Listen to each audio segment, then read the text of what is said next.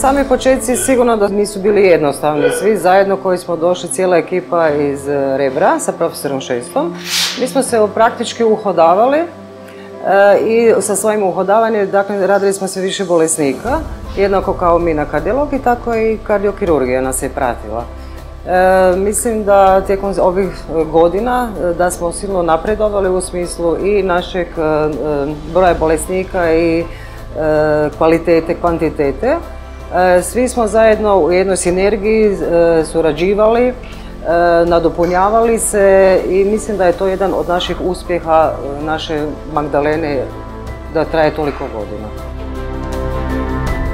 Mislim da pacijent kad dođe u jedno ovakvo okruženje, što se tiče operacione sale opće našeg dijela, da morate malo pristupiti njemu prisnije kao čovjeku, ne mogu reći prijateljski, moramo se držati profesionalnih naših zadataka, ali mislim da to puno znači.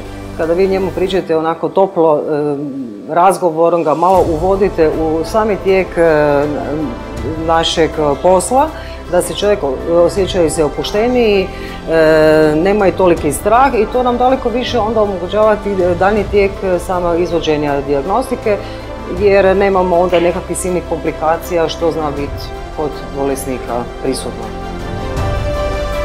Ja se osjećam u Magdaleni kao kod svoje kuće, tako se i odnosim, tako su i moji kolegi nekako, kažem, ta naša sinergija, odnosa, pa mislim da smijem reći, obiteljski kao kod kuće se ponašamo jedni prema drugima, da je to jedan od uspjeha naše Magdalene.